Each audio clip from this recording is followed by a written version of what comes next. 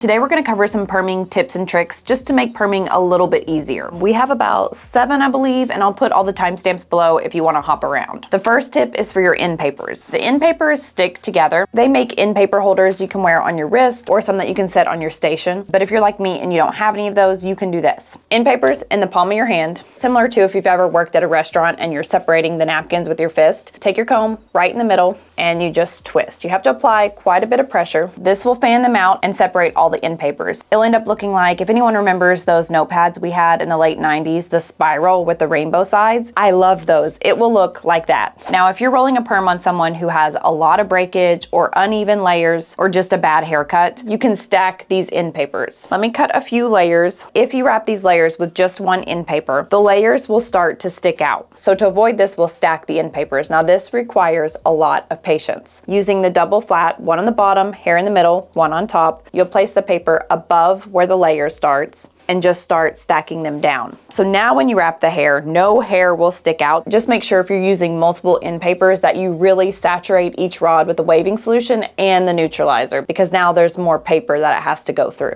If you're gonna change direction in the perm wrap, for example, you roll the bangs forward, and you roll the rest of the hair back. You can weave the base to make it look more natural and blend those two directions. Here's my section. I'm using the rod to measure it. So the width of the rod is the width of the section.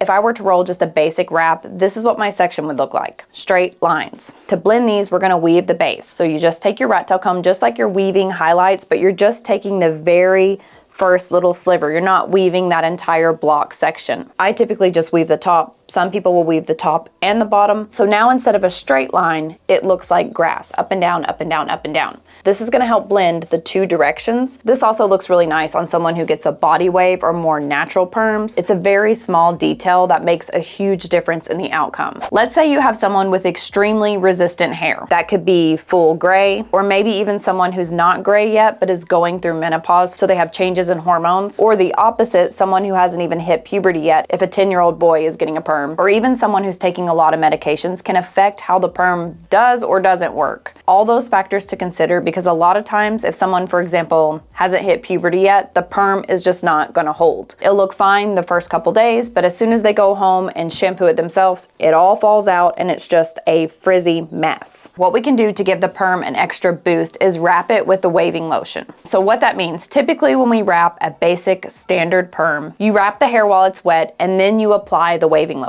If we're working with someone who has really resistant hair, or again, going through menopause, not been through puberty yet, a lot of medications, whatever it may be, everything stays the same as far as the preparation for the hair. You've shampooed it with clarifying shampoo. The hair is wet. It's not soaking wet where it's dripping all over the floor, but it's fairly wet. You'll take your section, you'll be wearing gloves, apply the waving lotion, wrap it with a rod. Continue the whole head that way. Then you'll take the remaining waving lotion and apply it to all the rods until the bottle is empty. Process the perm as normal, rinse, neutralizer, rinse. All the remaining steps are the same. You're just prepping the hair with waving lotion before it hits the rod. We want to avoid any twist in your rod bands, anything that looks like this. When we're cranking the rod and rolling it down, a lot of times the rubber band will twist. Not only is this applying extra tension, because now when the rod is twisted, it makes it tighter. When you apply the solution, it's going to remember this indent with all these little bumps. So you're gonna have this weird line on your perm. You wanna release the tension, just let go of the band, let it hang for a second, and then re-snap it straight.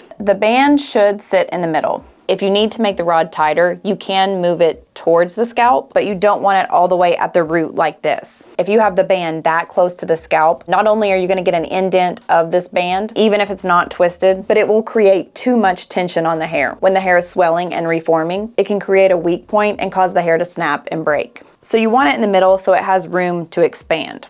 If you're wrapping a spiral wrap and you want it to look more messy isn't the word, not on purpose maybe, natural is probably a better word, you still want a spiral curl. You just don't want it to be a ringlet uniform curl. You can twist and wrap the hair at the same time. You section the hair just like you would for a regular spiral wrap. using vertical sections. The cap will be facing the ground, otherwise it'll get in your way. You start this like you would a normal spiral, about 1.5 turns. Pinch the top of the hair with your other hand, and you're gonna twist this around the rod. Not a lot of tension, because remember, when we put the solution on, the hair is gonna swell. This will still give you a spiral curl, but because it's twisting the hair at the same time, it's going to look a little bit more natural, and the curls are going to all be different. They're not all gonna be the same ringlets. Here's 2 that I wrapped last night, a blue rod and a gray rod. This wrap is really pretty when the hair falls a bit, because a perm will fall, loosen up as time goes on. For someone that has super long or even just really thick hair, you'll want to use the piggyback wrap. And I don't think we call it piggyback anymore. It's double rod wrap, so it's not offensive, but it's a piggyback wrap. It's a technique using 2 rods. One rod will piggyback off the other rod. It's gonna be the best pattern to use. So if you take a regular rod, pretend my hair is super thick and long, and we roll this up.